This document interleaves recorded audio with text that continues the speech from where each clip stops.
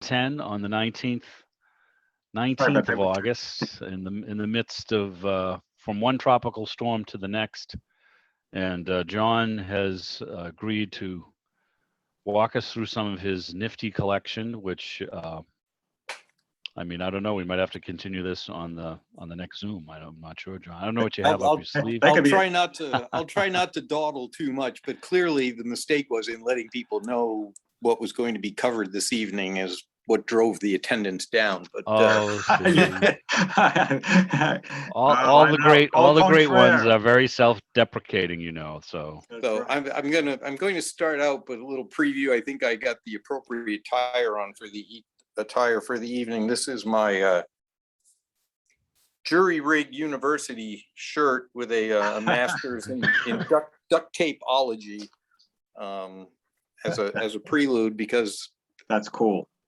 having been on these meetings and seeing some of the fantastic and beautiful things that people in this group can come up with, most of what I'm going to show you is, well, it's a mixture of the old NEARC. There are some antique radios, and then there's some vintage electronics, and then there's just some like weird old stuff. But I figured I would maybe I would start out the way I normally start out coming home when I drag something home, and start out by pretending I'm coming into my house. So I'll start on the breezeway. Let me switch the view here so that I can. So this is a nice little table that we have here on the breezeway, and it's kind of a turquoisey, kind of a Florida room, humid look, and it's got some pretty strange little transistor radios that I picked up. This little brown one just kind of happened to fall into play because the motif is kind of turquoisey colors in a fruit bowl. So of course you have to have your Florida orange radio, in your Florida orange room, and your turquoise TV set and your turquoise radios. This is an interesting little Toshiba. It's an AM and shortwave interesting radio. And there's my little sitting out on the porch television set if you want to watch a little TV on the porch. We got some Perry Mason. Oh no, that's Wagon Train. Who is it? Some kind of a Western, I don't know. Wells Fargo. Tales of Wells Fargo. Maverick, there you go. maybe? Dale Robertson. There we go. Wells Fargo, there you go. I'm good. Another little transistor job up there. And that's enough of that guy there. But then over on this side, if we're listening to music instead, we've got everybody should have a jukebox on their breezeway. Wow, that is so. Of course, that's a natural item to have. So it's a Row AMI. If I reach around the back here, I don't know. We'll have to see what I can do here. Now, it lights up and it looks pretty cool. It's got these little. Yes, I remember those. The dancers. The little dancers along the top, and sort of the little psychedelic, strange lights up above, and the blue buttons. And I've hooked this one up. I have this Wallbox up here that's actually from a Seaberg, but I tried to kind of jury rig something on the Seaberg, and let's see if I can figure something out here. This is total crapshoot, but.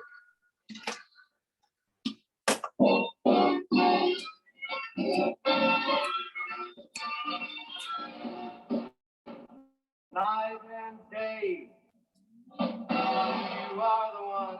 How cool. So try to have at least a little period music, at least for the.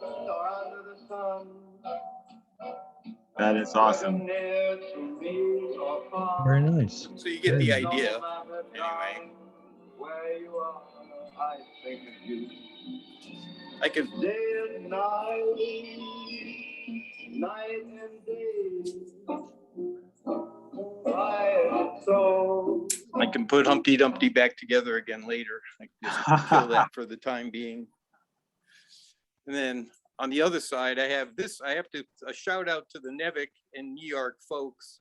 Part of this is if the weather wasn't so bad. I had sort of an set up on the patio. These are part of the tunes that hook up to it, and this bow one. It's a left and a right.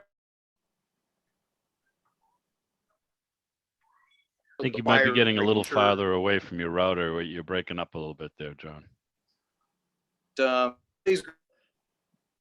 Almost inside. So then I have another radio set up here where I have a little, everyone needs a little tube amp on the wall just so you can have tubes glowing on the side of the wall, and that's hooked up to this big Bozak speaker down here. So that's another way to, that's a way to listen to the radio on the porch. Just don't let that curtain get too close to the tubes. Oh, right. Poof. I know.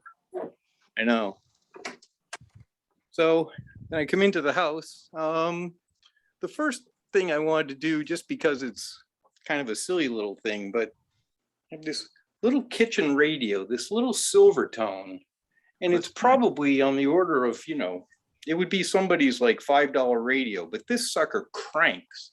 It's amazing. And the reception out of it is just incredible. It does better than like the Bose Wave radio that we have over on the other counter. It's like, it's just a great little radio, and it seems to fit in pretty well in the kitchen. And since we used to be NEARC first, I had to show a radio. Probably made by Arvin.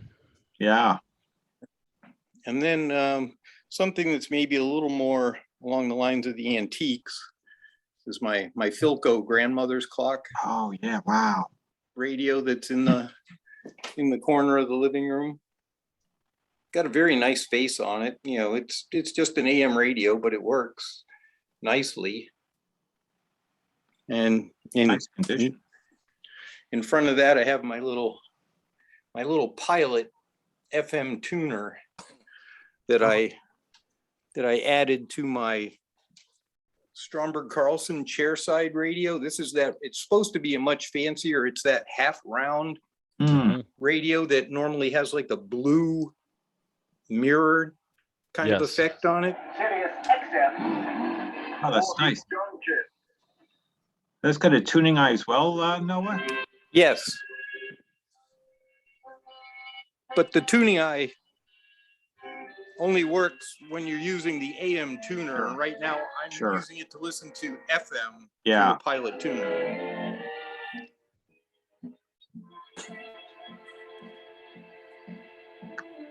That's a good looking radio, a nice shape. But Has this nice way sound. I can put on 40s, you know, I can cheat. I can do 40s satellite radio. Right. We like that station. I can, yeah, it's 40 satellite radio, and I have my own little FM transmitter, so I can rebroadcast, so I can use all my old radios and listen to whatever I want, not have to be reliant upon, you know, just what's on the regular band. And of course, that's the, is it a Kiel or a Kyle? I think it's Kiel, like the city. Oh, Yeah, Kiel, okay. like in Germany, it's, yeah, I think it's. That's KI. the, you know, it's the Atwater Kent table model radio. So again, that covers the bill for an antique radio. But I'm not going to spend a lot of time in the living room. I'd have to do the obligatory shot down there in the corner. There's a Grundig console with a mystery clock sitting on top of it. So I had to do that for John. There's another. Please, thank please you, the thank you. Zoom host. That goes a long way. Yep. Another Grundig across the way over there. Very nice. Got to have those. Absolutely. And then when I'm coming into the house that way, I'm usually trying to sneak something into the lower regions of the inner sanctum. So I'm going to go downstairs into the nasty old basement. And so now we're going to be in the basement. This is the first kind of junky thing that I want to show, but it's kind of interesting. I sort of stopped it in halfway. It's going to have to, just to show you what this is, I probably should have grabbed a flashlight along the way. This is something called the Phono Guard, and it's a record player that used to be in record stores. If you wanted to purchase a record, but you weren't sure. Yes, you go in the booth and you listen. Well, even better than that, you took the record and you just placed it on the platter. and the tone arm is hidden in the back. Interesting. And so when you turn things on, this door closes by itself and the tone arm moves over and lands on the end of the record. And then you can listen to the record in the booth.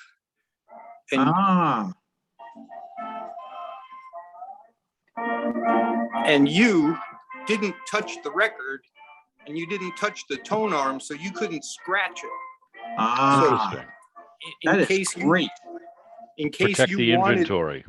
in case you wanted to not buy the record, after you listen to some of it, there's a volume control and there's a tone control and there's even a band selector so that you can basically, before the tone arm touches down, you can move the tone arm to whatever part of the record you want to listen to. You want to listen to track 5? Right. Like, I think we had a discussion one time about a company called ADC or AccuTrack or something made sort of a record player like that. But this is the old version. And then when you're done, you push the button and the door opens up and the tone arm gets out of the way. And then you can reach in and either go buy the record or go put it away.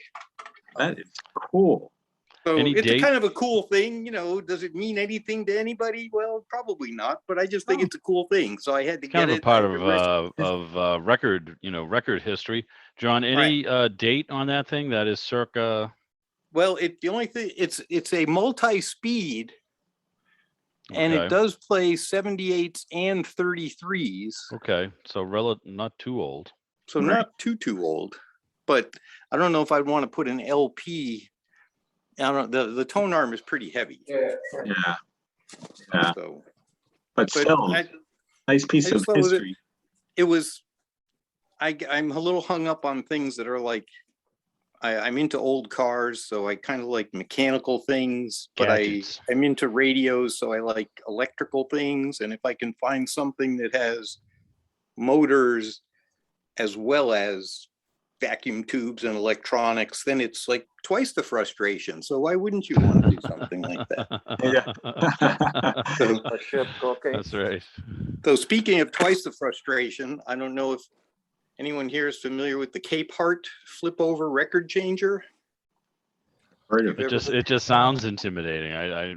You've ever heard of this? I'm getting nervous this really right now. fancy KPart record cabinet, and it's AM FM phono, but it's the old FM, so it's labeled from channels 200 to 300, and it looks like a piece of furniture, like it has drawers and things on it and pulls down at the bottom. Yeah, but these things these are actually like little vents, kind of like volume like controls. louvers. That's cool. I like it. To show the speaker part of it. And the interesting thing about the Flipover, I'm not going to play music on this thing, but what I would like to show is the fact that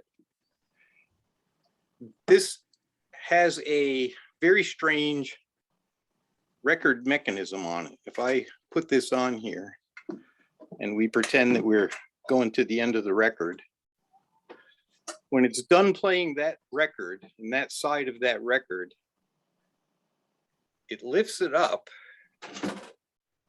And then this mechanism slides and other records that are behind it, like deals from the bottom of the deck. That is so cool. And gets the next record and then plays that record. And so when you it'll hold something like 8 or 10 records, and it will go through and it'll play. I have the volume down so I can talk over the music. It will play the A side, if you will, or side 1 of all the records until it gets back to the first record, and the way they went back in the pile, it will then play side 2 or side B of, so it'll go 1 1 1 1 1 2 2 2 2 2 2 2 and play hours of music that way. Unless, depending upon how, like, say if you have a 4 record set or a 2 record set with 4 sides, and depending upon how the records were labeled, you might not want to hear all the A sides followed by all the B sides. So in that case, what you do is you lift up this little arm that I don't know if I can do without putting the phone down.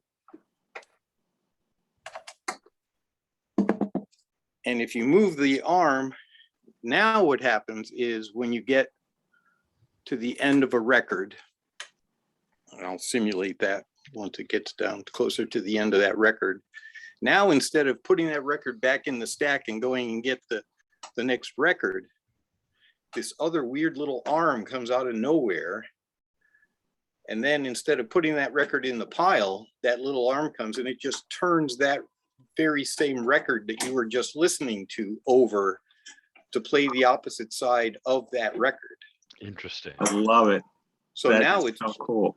So now it's playing A, B, A, B, A, B, or, 1, 2, 1, 2, 1, 2. So you can ask it to do either way that you want to. And so then when it's done with this side, it knows it flipped this record over. So it knows to put it back and get the next one out. But then when it's done with that record side, it knows you've asked it to then flip it over to play both sides of that record before it goes back into the rack. And I just thought that was so cool. How could I? Oh, only That thing- is cool. that is a must-have for any toy seeker. So I it's mean, called- you could set that thing up and it, in the beginning of the night, load it up with records, and That was- when you're done with that pitcher of martinis, I mean, you're not going to worry Exactly. about screwing anything up because it's set that it was and forget the it. that was the whole point. That was the whole point. Well, By the end of the and night, you'd fall asleep and the records would be done. and it was especially the point because it's called the KPart 41E Flipover record changer, and it was actually designed to play 78s, which is why it had to go through all that because there was Yes. only one song per side. So Right. I committed a venial sin and I modified it I changed the motor to make the turntable spin at 33 1/3 and changed the head cartridge. They actually did make a kit to convert it to LPs. I couldn't find that kit, but I could find the lightweight head shell, and I found the right motor out of a different record changer that I had to be able to accomplish the speed change. Neato. Well, that is well worth it. That is a lot of fun. The So that question I was- have for you is, Yep. how is it possible you don't own a 57, 8, or 9 Ford retractable? I guess because I grew up in a house full of Chrysler products. I don't know, but yeah, there's enough weird stuff about Chryslers, But Yeah, no doubt. push button automatic transmissions and stuff like that. But Oh, sure. so- Oh, sure. so this unit is supposed to be under this cover, like the radio is on this side, and it's glass and metal. It's not plastic or anything. It's got these nice like crystal type Yeah. feeling knobs on it. And it's really very KPart nice. was good stuff. And it's Oh, genuine mahogany, so it's pretty cool. But so Yeah. this was supposed to be down in there, but then you couldn't like see it do its thing. So because I'm kind of a hack, once I got it all modified and everything, I had to just take some PVC pipe and make 4 legs because I love looking at it. There's this whole weird cam thing that goes around that tells it, what to do, whether you want it to be Judy Collins and play both sides now, or whether you just want to play one side and then move to the next record. So no, that's a great demonstration. I love it. So there's that. And then of course, there's behind that, then there's the obligatory bowling machine that Wow. everybody has to have. It's the old puck type. Ski bowl. Yeah, it's Something like got it's got the sliding puck. Oh yes, the disc. Wow. Yeah, That was a this barroom favorite. That is barroom favorite neat. again. I don't know if I can get it to. I'm trying to do. I've never done all this stuff one-handed before. You're doing a fine job. Oh, We should have sent a cameraman down if we. Oh, yeah, I had known. know. Are you kidding? exactly. Hang on a second here. I want to just make sure I we'll see if I got this right. Got the I don't have the sawdust here, so I don't know. I don't know if I can slide this accurately while holding the camera. Now, of course, look at that. I didn't push it hard enough. Split. Then it counts the score and returns your little puck, but then I left a split, so. Oh, that's so cute. I love it. And it counts up and it resets the pins, and you know, the more you drink, the more fun it is. So, and it was missing the glass. So the interesting thing was I got help from my wonderful wife after I did enough research to get it to work.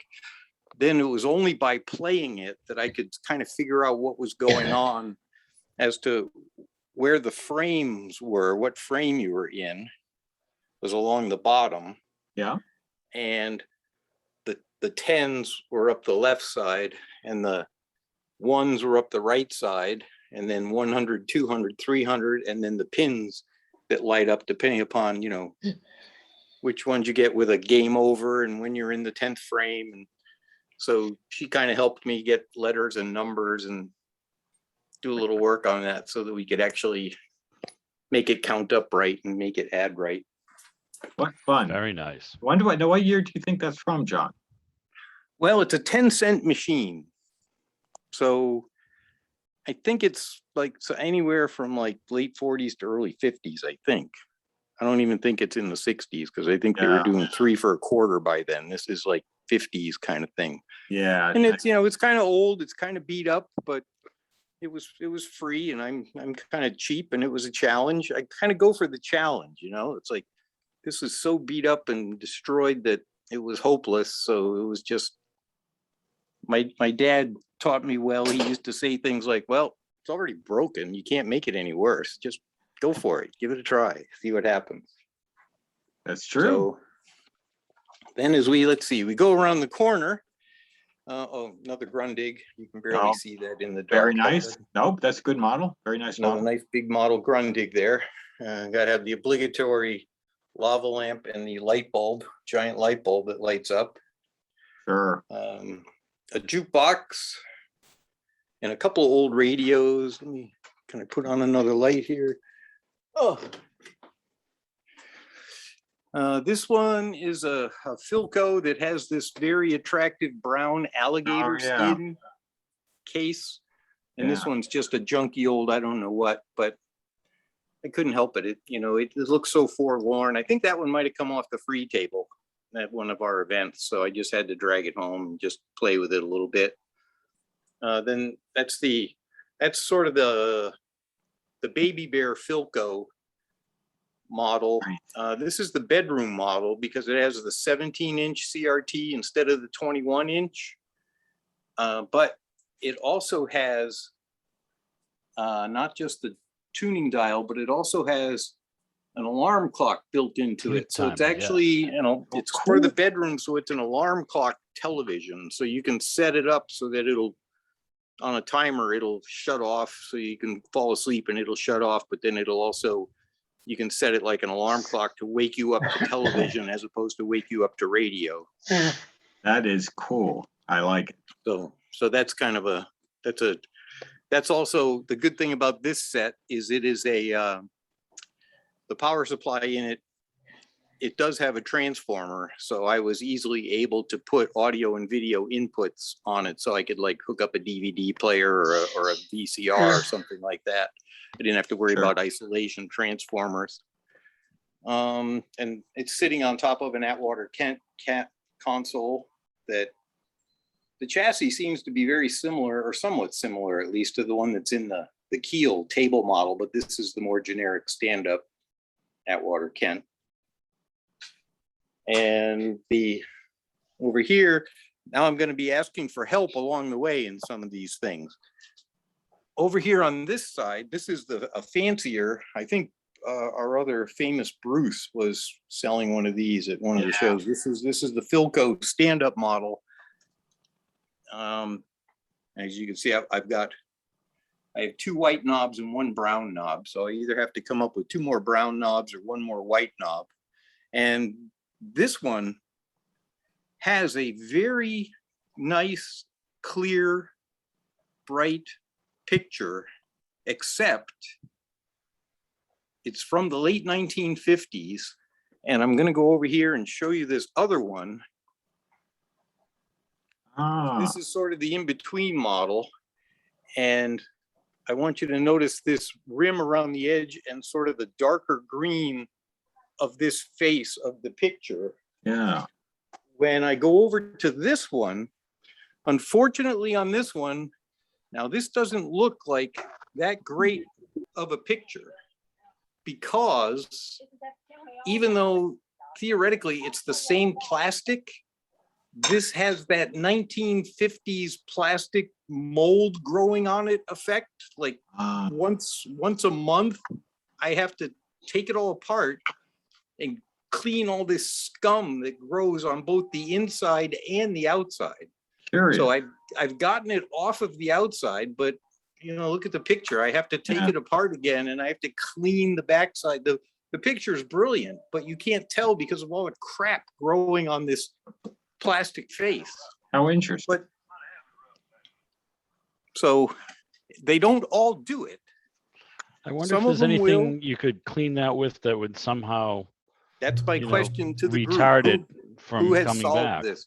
I've tried cleaning it, getting it really clean, and then like putting a coat of like automobile polish on it or like car wax to see if I could seal it somehow, and that hasn't worked. And it's weird because the 17-inch one doesn't do it. The other 21-inch doesn't do it. My favorite one, of course, the stand-up one that's probably the most collectible, is the one that does it. I've got this other one that's over here on my workbench that only does it a little bit, and it's not that bad at all. And I maybe have to do that one once a year, but I've got to do that other silly, stupid thing about once a month or once every 6 weeks. It seems as stuff just starts growing back. It's very annoying. I was even thinking of maybe, well, going online somewhere, or you know, if on eBay I could find some predictive parts and maybe just, you know, buy another plastic face, and maybe it wouldn't be the same problem that this one has, or swapping it with one of the less collectible sets and just making this one be the nicest one of them all. But I think if anybody knows, I think could it's be a humidity thing, like well, they're all in the moist- same room. Yeah, that's true. It's kind of like those, you know, like the radio knobs, the brown radio knobs that go white. Yes. Yeah. It's like that same thing, only it's happening like to the screen of the television set. Yeah, So that's weird. whoever knows how to permanently cure the white from coming back on the knobs of the radio. Is there a Filco TV group? I know that, you know, we have a Filco forum. They have a section for TVs. So if you ever wanted to throw that question out to a I'm gonna have group to of do that. I'm gonna have Filco to try that. alkalites, you know, maybe get an answer. I don't know. Right. Then this is another silly thing. This is a when you're done playing the bowling game and you've had enough to drink, you can then like walk back over here and say, wait a minute, wasn't that a different picture a little bit a while ago? Like, I don't remember seeing that lighthouse, or wasn't the lighthouse in the middle? And then it's not. So it's if you stand there and stare at it long enough, it's a slowly moving picture. Yes. I can see it. You can see the lighthouse slowly moving to the left. Yes. And then soon you'll see the shimmering waves crashing on the rocks. Where'd you get that thing? Pretty cool. It's just another yard sale find, you know, and then it's like as the lighthouse moves to the left, you start to see more trees, and eventually you see that you're on the front porch of a house. There's where the break is in the picture right there. That's a post on the front porch of the house. I have to open it up and paint that little line brown so that it'll be indiscernible. Right. But it just kind of keeps, and it just goes around and around. And then every once in a while you look up and it's like, you just don't tell people. You put that on before anybody's here, you know, and then they look up and it's like, wait, wasn't there a lighthouse in that picture? And like, what lighthouse? Now there's a front porch in that picture. It's like, wait a minute, you know, No sharks? It's It's not Neark, but it's Nevik, right? It still fits for Nevik. Is it my Sure. close? Sure. If you plug it in the wall, you know, I mean. Right. I'm not going to show Skittle horseshoes or Skittle bowling, Ah, but ah. if I move the Skittle horseshoes out of the way, I can show that there's this nice little Of course. coffee table, little piece of furniture, little coffee table. But if you open the little hatch, Oh, you will see that it's a record player and a radio, and it's AM and FM. And how neat. So who makes this? it's pretty generic. I don't even know if it's got a name on it. It's got a little neat little pilot light down there. But Oh, yeah. oh wait, there's a mark way over here on the side. My buddy who came on the other night, he said that the Northern Alliance, these guys are tough as nails and equipped. There's still a Oh. civil war. That's the radio. Uh-huh. And that's the record player. Very nice. Very nice. Glenn Miller? Yeah, it doesn't have the highest quality speakers in the sides because there's not a lot of room. That's okay. But it's the best sounding coffee table I've ever had. No question. No You question. know, I always wonder why did they bury these things in furniture? You know, they have radios and tables and stereos, and then the KPart thing that they make look like some kind of a break front from your dining room. Was there a stigma attached if you had Well, see, you guys, electronics that was out in the open? We're gonna hide it as neat furniture, you know, as a very established look. And this then, logo looks like it says General Electric. oh, there you Interesting. go. I mean, they had something So- for everybody. Well, see, That so would well, make you sense. you guys are the experts and the historians. I'm just the collector of weird old junk. So you're supposed to know why they made it. I just think it's cool, and so I grab it and I drag it home and I make it work again. Something to be said, though, I think probably because, you know, in the world of large homes that we live in, because no home is ever large enough anymore. That's You know, for many sure. people in post-war homes that were fairly small, but they had their own place. They didn't have neighbors upstairs dancing or downstairs yelling and screaming. So they were happy in a little house. Or if you were in an apartment, which could be a fairly, you know, modest square footage, this was a way to have, you know, well, you had a table and you had a stereo, you know, so you Yep. Plus, really, that didn't was the have only all that form- room. Yeah. Plus, that was the only form of entertainment in many cases. Yes. Well, it's a multi-speed record changer, and it is both AM and FM. So that's about all there was. So I'm assuming it's like from the 1960s. Yeah, that seems probably about right. Yeah. Yeah. It's vacuum tube, so you know it could be. It's maybe early to mid 60s. I don't Yeah. think it's a 68 or 69, but Not bad. again, the wife says, "Well, that's pretty cool. Where's it gonna go?" It's like, "Don't worry, it's gonna go down in the basement. It's gonna be." So I think it's almost suitable for the living room, but she's got a different table up there. This is my my very first record player and my very first jukebox, the Junior Juke. I've talked about the Junior Juke before. Oh, right. That's so neat. I've got the photograph that I don't think I have the technology to be able to get that photo of me in my footy pajamas standing next to this, black and white photo. I could show that on my computer, but to go try to find that on the phone would be ridiculous. But it's endearing quality, kind of hard to see here, but It's nicely backlit. it lights Yes. up. Down the bottom. I like it. And it has all these like little circles with this weird foil paper around it. They light up, and there's a white canopy that goes over the top that doesn't fit because of the bingo wall that's behind it. But with the white cover on it, and these lights kind of shine up into the white cabinet up above, and it's got the fake letters and numbers as if it actually had functionality on the front of the jukebox. So it's just Sure. a simple little multi-speed. Now this one I need people's help on. Somebody's got to tell me what the name of the company is that if you listen. I have the thump, thump, thump, thump because there's a flat spot on the puck. Ah, Because it's a puck drive. So I have to either come up with some kind of magic solution to soak it in so it softens up and gets round again, or I have to find somebody who I can send the dimensions of the puck to and have them send me a replacement that doesn't go thump, thump, thump.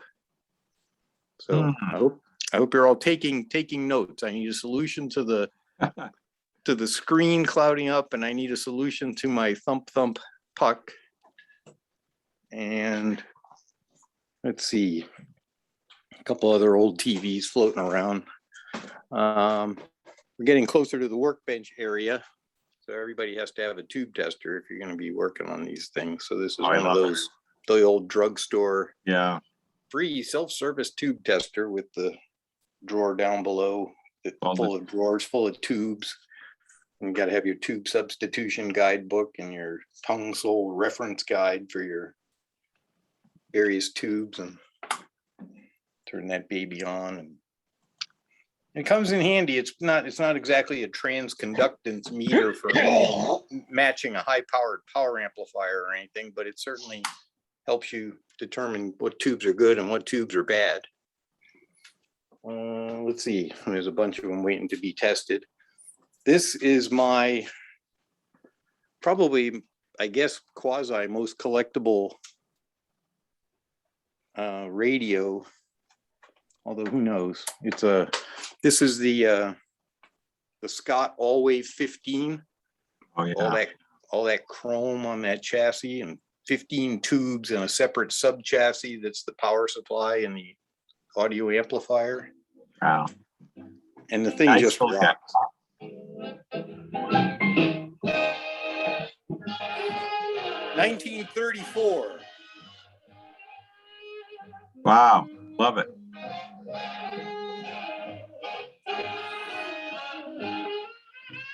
One band of AM, 3 bands of shortwave, and 2 terminals in the back to hook up a phonograph that I have a FM tuner plugged into. So once again, I can get my 40s music and rebroadcast it. Unfortunately, when I got the set, all I got was the electronics. I think at our last swap meet, there was a gentleman there who was actually selling an All-Wave 15 in its cabinet.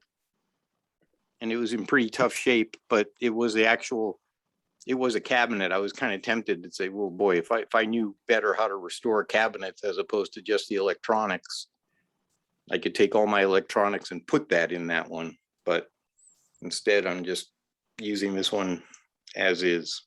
So That's awesome. knows? Maybe someday, but it's a great sounding unit. It's got push-pull 2A3 tubes in the amplifier section, and it's a great audio amplifier, and the speaker is amazingly clear, and the reception is pretty decent too, even though it's down in the basement. But again, I kind of cheat if I want to hear I don't know where to tune on the AM dial or shortwave dial to get 40s music whenever I want it, so I just pump it in myself from an FM tuner. Yeah. I apologize in advance for the shoddiness of the workbench here, but I committed the cardinal sin. I was working on one radio when something else took priority and came into the shop. And so I had to just kind of push some things back. I don't usually have this much junk on here. It's usually just one item at a time that's on here, but I'm currently working on this 1952 Magnavox, and it's from 1952. It's not bad. It's AM, FM.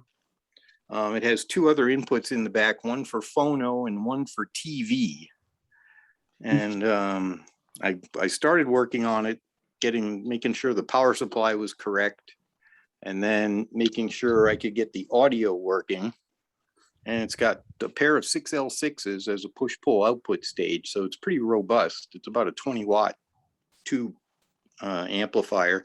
It's got a two-way speaker system on it, like I guess they'd call it back in the day a woofer and a tweeter, but it's probably more of a woofer and a mid-range. But the fact that it's got two speakers instead of just one, like I say, it is a Magnavox, and it was AM FM, so it was pretty robust. It was probably a pretty expensive set, but I've got the FM working, I've got audio, I got nothing whatsoever, dead as a doornail on AM. And I really can't figure out why, because, you know, it's got an RF amplifier that I think is only used in the FM position, uses the same tube in the converter section, whether it's AM or FM. The first IF is the same tube for whether it's AM or FM. And then, you know, it works its way along the rest of the IF. First IF, second IF, a limiter, a discriminator when you get to FM, and then that just, you know, feeds the tuning eye and then the audio. So all my voltages are correct. I've replaced all the wax paper capacitors and all the electrolytics. I found a number of resistors that were bad. Like I said, all my screen and plate and every other kind of voltage bias all seems to be right, but it's just dead as a doornail on AM, and I don't understand why. So if anybody has some hints, it's a Magnavox, and the chassis number is a CR234BB. And if you go to Nostalgia Air, you can look at the entire schematic and how to align it and everything else online for free. So if anybody is bored on the rainy days and wants to go look up a Magnavox 234BB and take a peek at it and tell me what I'm missing, I'd greatly appreciate it. Hey, John, is the local oscillator running? Have you checked that? Well, here's where the real true confessions come up. I don't have a scope. I'm doing everything with a voltmeter and a digital voltmeter. I measure resistances, I measure voltages, but I don't have a SIGGEN and I don't have a scope. Okay, well, if you have a high impedance voltmeter, look at the oscillator grid voltage on the 6BE6, and it should be, well, I'm not sure what it says, but probably on the order of -5 to -10 volts, something like that. And that would indirectly tell you that the oscillator is working. Okay, on the 6BE6, because that's the converter and it's also doing the oscillator. Where's my little, oh, duh, it's right in front of me. I got to put on my visor because I'm blind here. I'll just take a peek. I won't belabor this point. I don't see any negative voltages on that. They do have a voltage diagram here. And oh, you know why? Because maybe this is why, I don't know. The converter, it says all voltages are shown with the switches in the FM position. But there are no negative voltages on that converter tube. There is one that's 0 volts and the plate's at 280. And then there's another 77. So I see 0, 77, and 280, but I don't see any negative numbers. But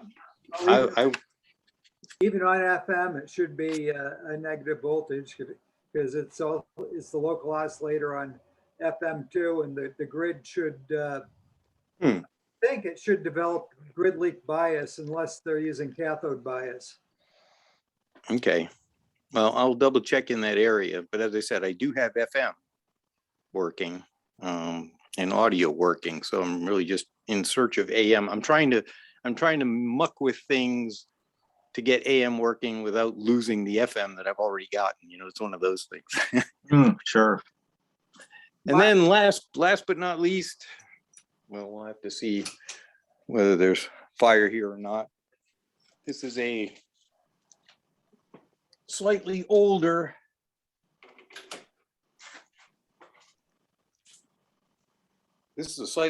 style jukebox. Everybody's used to the Seabergs and the other, you know, either the mechanism playing all the records on their sides, you know, standing up like the seabirds that go back and forth. This is before they had that technology. They moved the turntable back and forth and then grabbed the record Ah, and then put it down. how neat.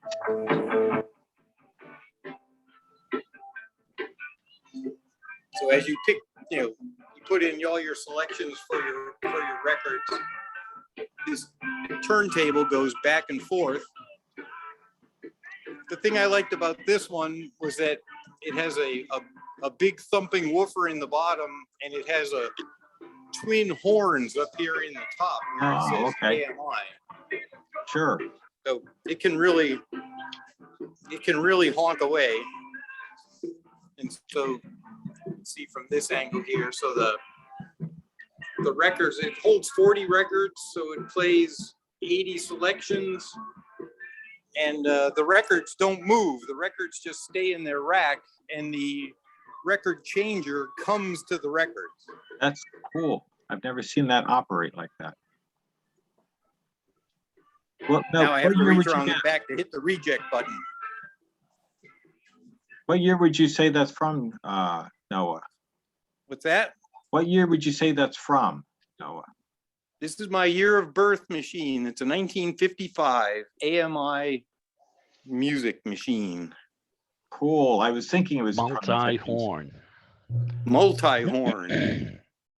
And they're honkers. They're way up here in this big horn section up at the top with a big woofer down in the bottom, and all kinds of wacky tube electronics underneath. And it's really pretty simple. When you make a selection, these little fingers rotate, they pop up, and as the mechanism's going back and forth, it hits these little dangling arms that trigger relays to make other motors start turning. And it was kind of a mess, and it was not the easiest thing in the world to troubleshoot. I took a whole winter trying to, you know, you have to figure out the theory of operation before you can then figure out what it's doing wrong, because how do you know what it's doing wrong if you don't know what it's supposed to be doing when it's doing it right? So Yeah. it took a long time, but again, it's a challenge. We got there. Do you remember where you found that one, John? That was actually a Craigslist special. That was somebody, I think, one of those companies that like does clean outs, and you know, they probably picked it up for nothing, or maybe got paid to haul it away. And so then they got $50 from me to come and haul it away from them. But Neat, though. I was at a car show, actually a 50s getaway weekend down in New Jersey called Lead East.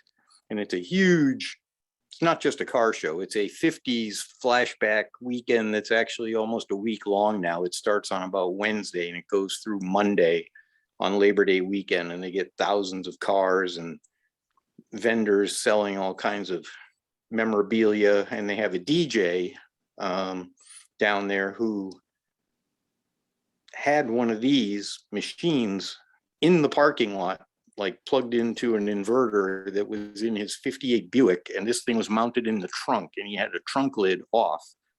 And so when I started, it was the coolest looking thing. And then he told me what it was. It's an AMI Model G, and it was made in 1955. And it's like, well, gee, so was I. So I just I didn't go searching, but every once in a while when I was on Craigslist with nothing to do, I just type in AMI and see what would come up. And one day there was a 1955 Model G that was there. It was in southern New Hampshire. It was in Wilton or someplace like that. And I said, well, what could go wrong? I'll just take a ride out and look. Ha ha ha. Who helps you move all this stuff in? Do you have like a moving Igor. team? I mean, Well, for a while when she was still living here until she got married and moved away, it was my daughter. She was a partner in crime because she loved going to like the that tube tester came from Brimfield of all places.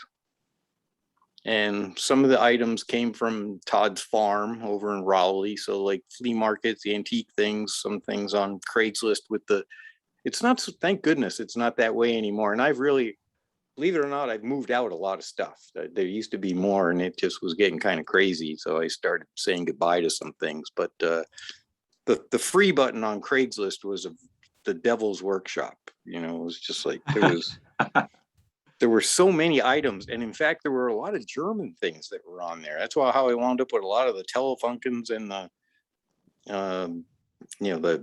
one or two Blaupunks and the rest Grundigs, because it was like, oh yeah, I remember Uncle Harry brought that back after World War II. He brought that back from Germany, and I remember being a little kid, and everybody would sit around and listen to that. And Uncle Harry's dead now, and and whoever's living there now is downsizing or moving away, and no one even turned it on for 30 years, and none of us want it. It's like, if you'll come and get it out of the house, you can have it, kind of thing. That's pretty much the recurring story. That's pretty much a good summary of what you hear a lot. I mean, those are the emails that, Larry gets, we all get, if you're on the officers list, and there was another one, who's the kid who lives down the Cape? He put it in the group. It was a beautiful Filco floor model. Alex? I think it was the second owner. Yes, Alex. He just doesn't have enough room for it. Free to a good home, basically. And he was willing to arrange. I think it's down in Harwich. We should go down and get it before the hurricane. Fix it out to sea. Yeah. So that's You have room for it, John. Yeah. So that's the abbreviated tour. I kept it to just going from as I sneak into the driveway and sneak down to the basement and bring the stuff in or fix things for other people. Good strategy. That's a good screenplay. I like that. Then once it's totally working and looking presentable, then it can maybe make its way up the stairs and wind up in a dining room or an upstairs bedroom or in the train room or something like that. But we'll leave the second story. Some of the stuff on the second story you guys have already seen, but we'll leave that for another day. That's always worth another look someday. Exactly. Don't want to show off everything all at once. I know. Keep it for the next presentation. That's right. Yeah. No, country bill. I bet there's like 10% of what you really have there, John. Yeah, probably. It's kind of scary. There's even stuff, there's like 2 console radios and a jukebox in my garage, which is kind of out of control, but they kind of start in the garage sometimes before they make it to the basement. And then they multiply on their own. Yeah. The old beat up bowling machine's probably never leaving the basement. I don't think that's ever finding its way upstairs anywhere, but maybe someday the Capehart will, but I'll probably have to put the mechanism back inside the box, and just show it off, because it is a nice piece of furniture.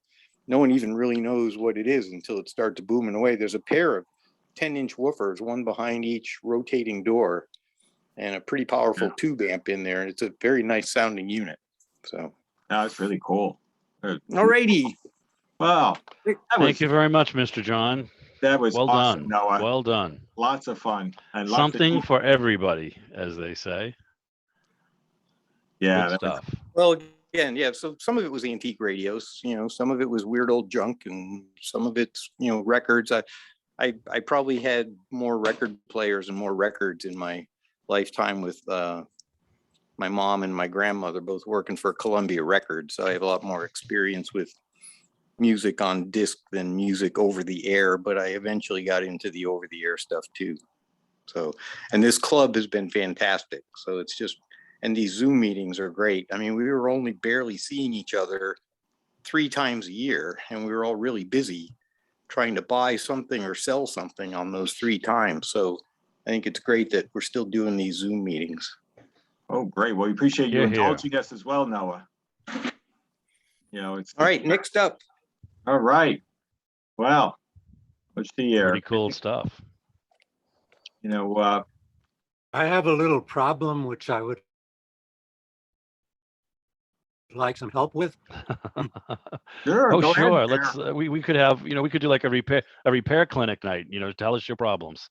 Well, I'm Dear Abby of the radio world. You tell us, Per. What can we help you with? Just don't drop it. I'd say divorce her and just put her out of your life. That's my advice. Not quite that bad yet. I have this RCA 1933 RCA model R28P, or that's the chassis RP model.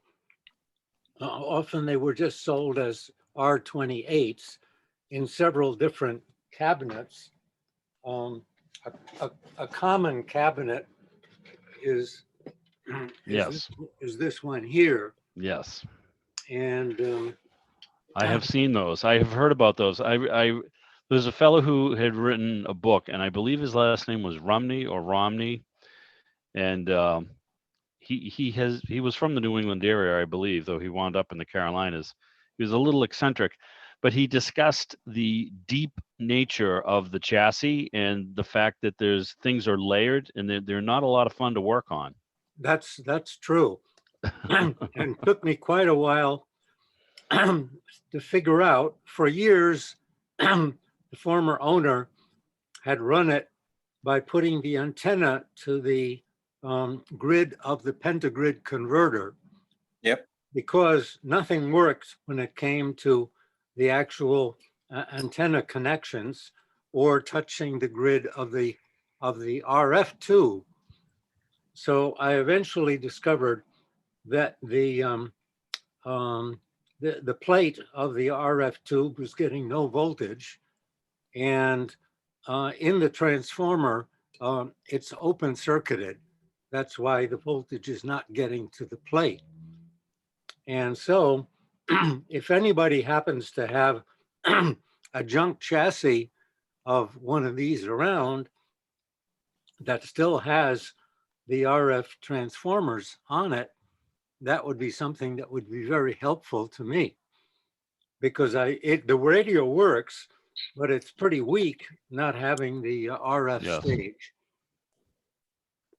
I hear they play pretty well, when properly restored, but there's just a lot of there's not a lot of room under there, and you can look at how deep that chassis is.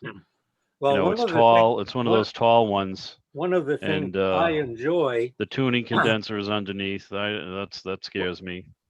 One thing I enjoy is that all the resistors are the old-fashioned type, instead of with the stripes. And I'm from the era where, that's what a resistor was supposed to look like. So the dog bone. Yeah, the chassis is deep, but it's not as deep as an RCA R8 I once had where I really gave up trying to get at things underneath. That one was either deeper or more tightly packed than this one.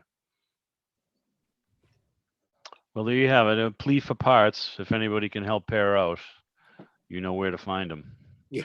Keep your eyes open at your swap meets and make sure you shoot a flare Craigslist searches, and if you're humping around and you see one bumping around and bumping into it, yeah, well, give them a holler. You're very welcome. Anything we can do to help here at Dear Abby. Try to fix broken hearts and broken radios.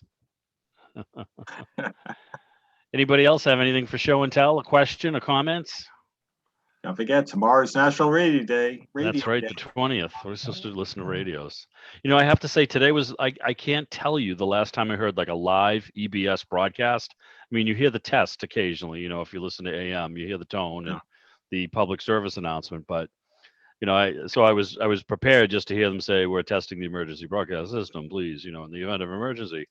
And then to hear Noah cut in, not John, but hear Noah come in and say the tornado word. I mean, I was just, what? I really need this. But anyway, I have a little something I can show if you can bear with me as I feebly attempt to share my screen, because I do this so often I forget every time and then punish you all by making you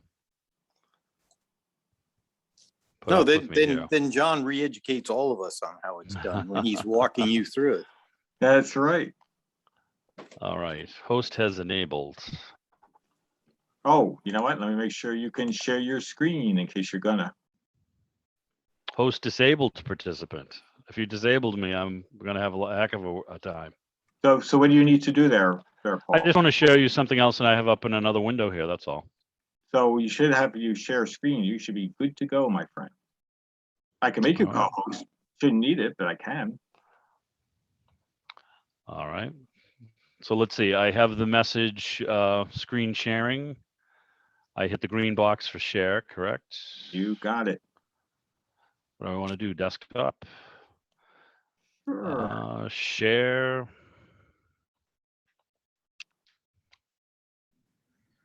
I think this is where I get lost. So I get share your entire screen.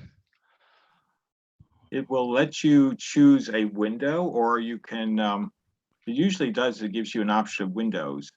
You know, if you have, It gives me a blue button down in the lower right that says cancel, and then it gives me a button that says share, which does not Okay. seem to respond when I So if you click can on pick, it. because I'm sort of pretending I'm sharing. You Yeah. should be able to, if you hit screen, it would be showing whatever's on your desktop. You should be able to All right. see your window that you have. That would help.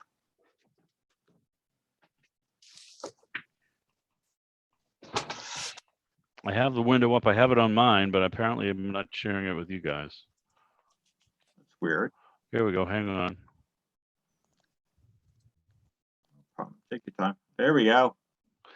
So, There you this was go. something that was, I'm not going to take you to my basement. I'm just not. So we'll scroll down the screen a little bit here. So this was something I've had actually for several years, and other than clean the controls, I haven't really done much with it. And I don't know why I had to take it. Probably because it was going to get trashed if I didn't. It's a ridiculously long solid state Magnavox radio. It's 27 inches across, as you can see. Yeah. I need a bigger table or a smaller radio, and it has a pair of 6-inch speakers in it. We zoom in a little bit. I don't know if I zoom on my screen here, if it zooms for you guys. Does that zoom? Absolutely. So, and it has, the little colored red dot indicator for stereo, and probably more, knobs than it needs, but it's AM, FM with AFC, and has a stereo, FM stereo button. Nice. And I have to say, it's surprisingly hot on AM. I was very surprised about that whole thing. I thought it might be a little more sensitive on FM, but I'm sure this is the type that uses the power cord as part of the FM antenna. So if I diddled around with that a little bit more, I might get some better reception. But I have to tell you, I mean, it has very nice bass, and you play classical on it, it sounds great. And some of the FM rock and roll channels are pretty good. But you know what? Even on AM, I'll put on WJIB, and I mean, it responds very well. So, just where the heck do you put this thing? It's like, I don't know. They should have put it in a piece of furniture. Maybe that would have been better for me. I don't know. But so it's Fort Wayne, Indiana. Still, Magnavox was still doing their thing, and I'm guessing probably only a year or two from when they got out of the tube stuff. And so it's probably one of their first solid state table radios. It has a feel, John, that if you were to tune it, anybody who likes the German sets, you know how they have that very sort of thick feel when you're tuning? Yeah. Which is probably why those dial stringing nightmares are so horrifying. I don't know what they do to get that sensation, but it has much the same feel. I have a flywheel that's on the back of the knob. There's a big heavy flywheel. Yeah.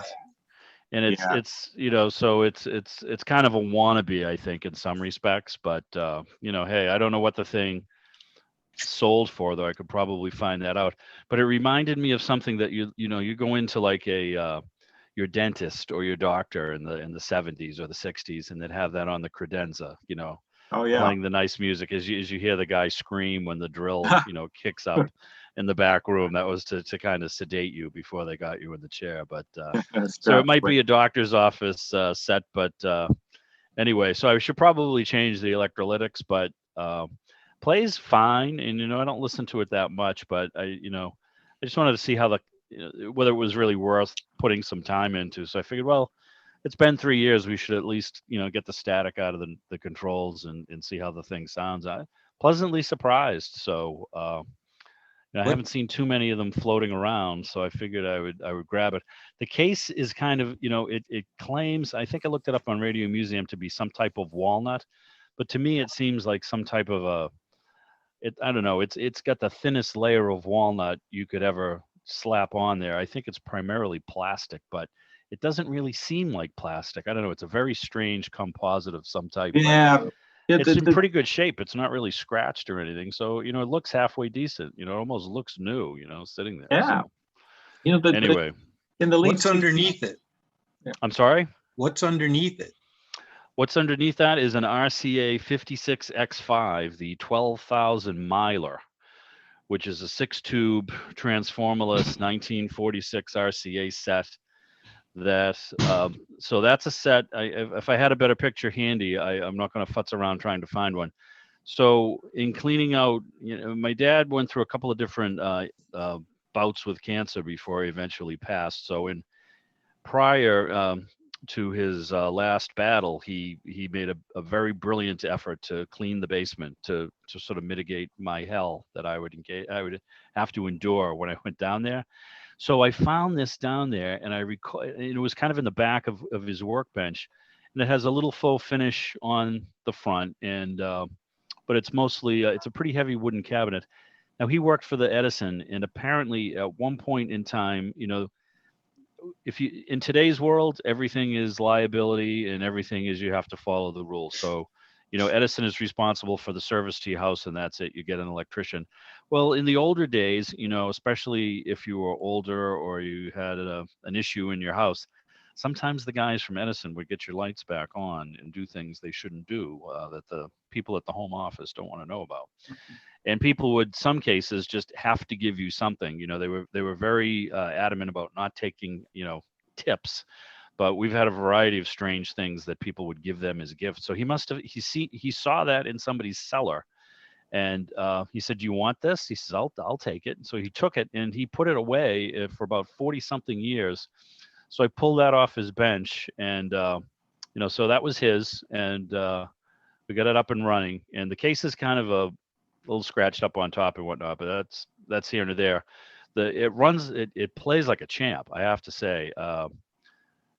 On AM, it's extremely sensitive set. So with a long wire to go with the loop, or if you use like a tunable loop like a Turk or one of those Texans, it sounds great. So we get the little 250 watt WJIB on there, but at night you pick up all kinds of stuff east of the Mississippi, 740 out of Toronto.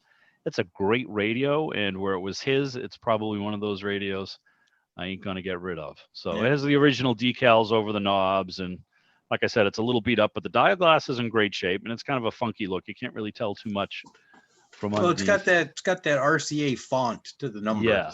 Yeah, and they made several chassis similar to that. I have a couple of others. I have one in a 66X3, but for what they were, they're pretty well engineered sets. I've had a few people tell me that. There's a lot of other stuff that was made with 6 tubes post-war that's a little bit more, hearing impaired than these, So I picked up WNYC AM from New York one Saturday evening in the winter, which is a 100-watt signal with basically just a short 10-foot hunk of copper wire on that thing. So it's a pretty good little radio. And it plays well. So that's the story behind the story there. And then there's just a little, Bluetooth speaker with an FM radio built into it. Kind of a. It sounds good, but I don't think I paid $30 for it. So, but yeah, the Magnavox was kind of cool looking. So for somebody who is into mid-century modern, that would probably be a cool thing to have.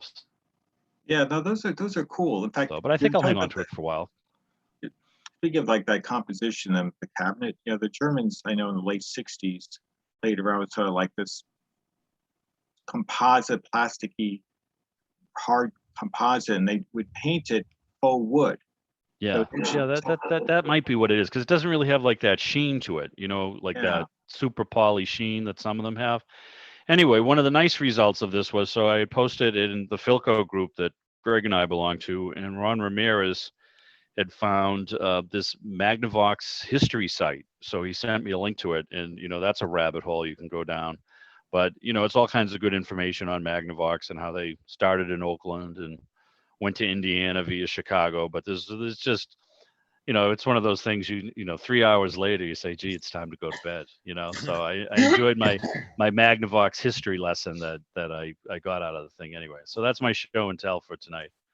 And then next to it, if you can't really see it too well, or down on the bottom there is, well, behind the little DVD player is my St. Gian internet radio that I have lots of fun with. So you can't really, I should show that now that I've been using it a little bit, but it's a pretty cool thing, and just the content is overwhelming. I mean, there's just too much to listen to. So, and what's my favorites? I mean, I have a few, but the old time radio stuff is just fantastic. There's some really good providers, and it's Richard Diamond Detective Month on 20th Century Radio. So I've been listening to Dick Powell, and that's kind of a good show. I mean, I never realized, you know, he's one of the few singing detectives, but the music is very well done for that show, and the writing isn't that bad either. He has pretty good voice for radio, and you know, sort of that half sort of sardonic comic kind of hard-boiled detective. He does it well, you know. I mean, he doesn't really come off as like the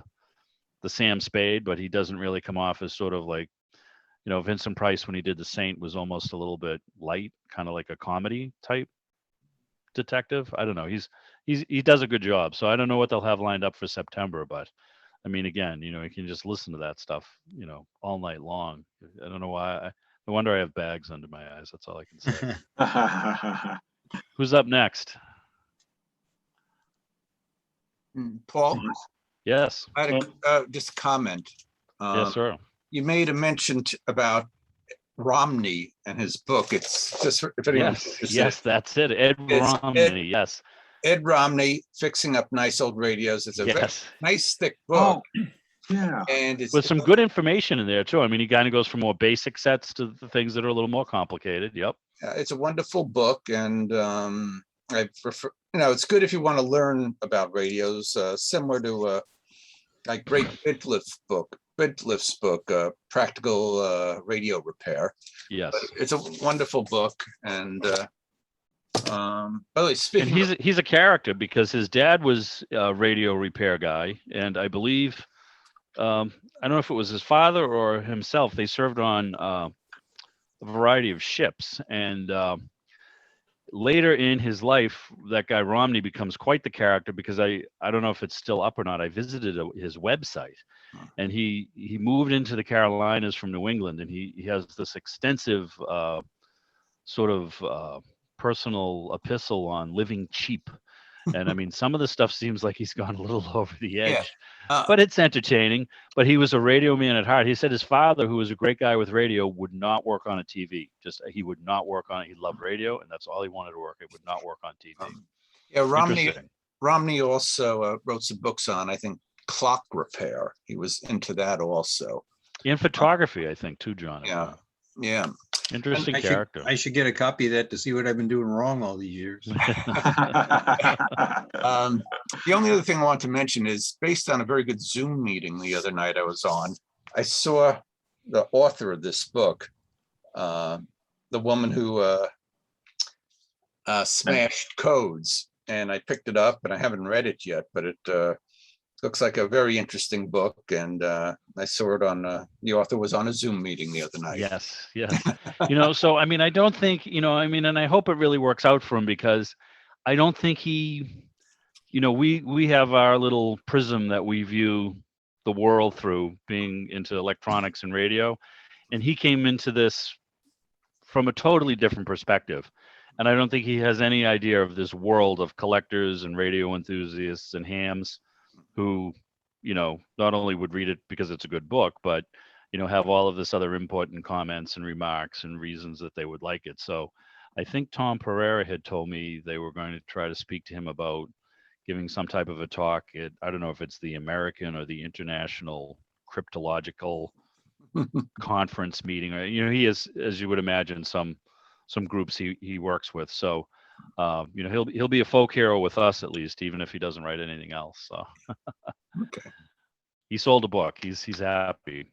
I wonder if he noticed a peak. I mean, if this has come up, because he's based very close to the California Historical Radio Societies up in Alameda, and there's a fellow up there, Ray Bart. they have a historian, a club historian, who's a very knowledgeable fellow. I mean, he'd have a great time. Bart Lee. He'd have a great time, chatting with those guys and going into their building, I'm sure. And it's probably right down the street from him. So we'll see if we can get him hooked in. That's a very organized club out there. Yeah, that's the envy. I just look at them and I get their emails, and it's like a company. It's like a business out there. It is. I was there about very well run. 10 years ago. I was at their old building that they had to move out of. Yes, the one that had the Wolfman Jack studio. Yes. Yeah, right. And it was a beautiful. That was a crime. Deco shaped building. It was a wonderful building, and I haven't been to the new building. I haven't been out in San Francisco area for a while, but they're a very organized club, and their chairman is Adams, who wrote the book about I forgot his name, famous guy. He wrote a biography of DeForest, and he's in charge of the DeForest archives out there at some university. But anyway, Mike Adams is his name. But no, it's a very organized club. They do a nice job. Thank you, John. Anything else? Anybody got anything you'd like to show? This is Tim Martin. Timothy. I'm a member of this and also the Antique Wireless Association. In the Antique Wireless Association, I'm the editor of the AWA Review, and this is the latest copy. It's kind of fuzzy there, huh? Yeah. That was it. You're using the fuzzy background? Yeah, I'm using a fuzzy background. There we go. That's much better. This is the copy. It should be in the mail by now if you're an AWA member. I haven't received my copy by regular mail, but I received by a bulk shipment. So I'm working on next year's copy also. If any of you would like to be an author and want to have their article included, please let me know. Thank you very much. Oh, sure. Well, thank you, Timothy. Thanks for coming by. Yeah, glad you did. Well, it's about 8:30. Anybody have anything else to add? Got anything cooking? Interesting? What are you going to do on World Radio Day tomorrow? Is anybody doing anything special to celebrate? Fire up something. Something will be fired up. I fired up a lot already tonight. Yes, you did.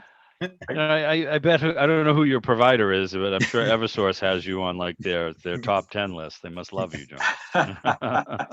Well, unless John has his keeping the company rolling in his yard, maybe something.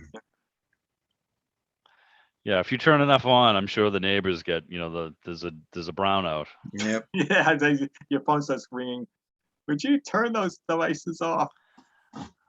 Especially when I ought to do a little more on that 56X5 some night, because I was just kind of intrigued. He got this thing, as a freebie, and I think the rectifier was the only tube that was not an RCA, and that sort of masonite antenna in the back was mint, perfect shape, speaker mint, perfect shape, chassis clean.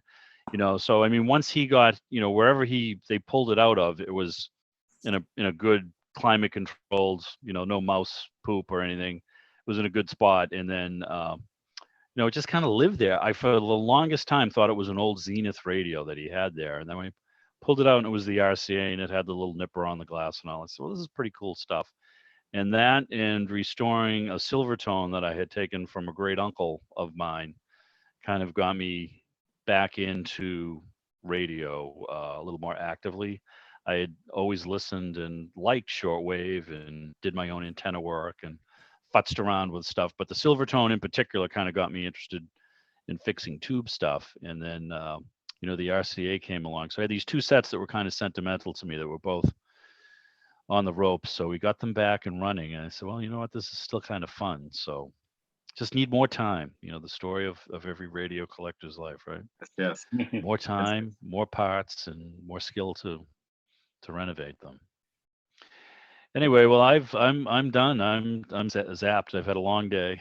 I don't know about you guys, but boy, did it rain today. Just even getting into work was a challenge. So I'm tired out. I got to go get ready for the next hurricane. So I hope you all save your antennas and nobody gets flooded and nobody runs Yeah. into any wind problems, and maybe Henry will just veer off up into Nova Scotia where he belongs with his French Canadian name and leave us the heck alone. So That's right. And thank I want you a all for special- sharing. Thank you very much, John, for the great show. We appreciate you taking the time to share your basement with us. Not a problem. It's a lot of weird stuff, but hopefully it sort of kind of fit in. So Oh, it's truly entertaining. I really enjoyed it. There isn't a fun thing in there, and I'm sure there's many more in the future for another show one day. Well, sad but true. There's plenty more. We didn't even do a detailed deep dive on the train room yet. So, you know. Well, that's got to be one of the future shows, because I'm all in.